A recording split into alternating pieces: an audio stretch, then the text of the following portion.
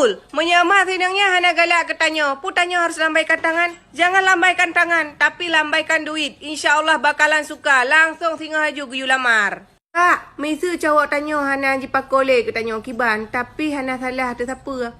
Nyan tanda ji kana lain. Maka jika hana salah. Yang salah kepukah pertahankan ji. Sedangkan ji kana yang lain. Dia kan minta juagam lain. Cut Bul, lo nak menikah dengan cewek, tapi ceweknya hana alam Cut Bul. Tapi mak tuan kana man cewek tan. Berarti nya lagi judul filem. Mertuaku adalah calon isteriku. Cut Bul, yang tak pilihnya cipegaat, yang si A ganteng tapi hana peng, yang si B kaya gurahi. Hana puat tak pilih gop, igo ada pilih-pilih agam. Itanya inang, tinggal lepas pilih tulak tau tegaitem payah kirim ke Kalimantan. Bul, kiban tak pegang lah kau yang temperamental. Siga ilham nah tapi hana 20 minit kagak lem lagi hana kejadian. Nyan pertama sekali Botimon nabi, ngat pulih darah tinggi. Menyanyan hana pulih shit, cok gelepau pegerok water ngat begah pulih. Bul, pu salah menyatanya mukurap mengajilah meh. Hana salah. Ya salah ron han tero. Lih mukurap mahai lo. Memang kalian gak bisa lihat aku duduk santai sikit. Gitu aku buka DM semua nanya. Cut Bul, kok bisa bahasa gaya? Cut Bul pakai rani bahasa awaknya. Cut Bul iran pakai bahasanya. Cut Bul pada merna bahasanya.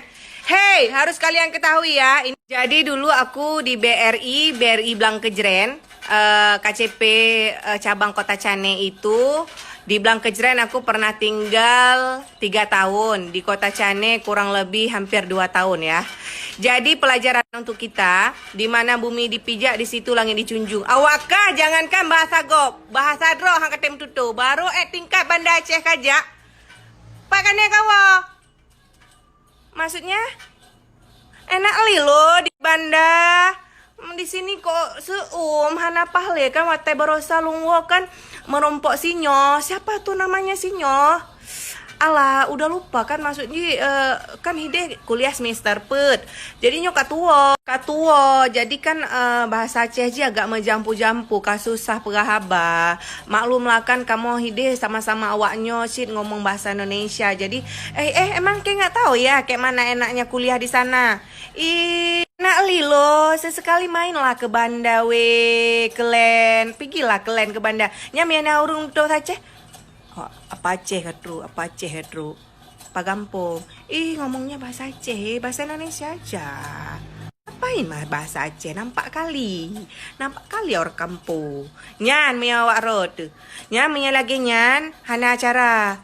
Cok ju tu kau pedu aju, bermusuh lagi nyo. Nyan langsung pulih jenjen ipa ulangin. Jadi bahasa itu sangat penting wahai Cut Bul lovers. Karena kenapa? Tekedi di poh-poh tebak jalan, tekedi di poh-poh tu nam deh karai poh. Bantah betul bahasa awaknya ipikir oh mana awak dro tu hanya deh poh. Tekedi ni poh berat hanya tak berat poh baju mentang karena ipikir awak dro tu. Itanya kan gengsi malam tutup pulang tempat Jakarta Medan merumpok sasabe awak Acehnya ibah muka. Apa kampung awak Aceh.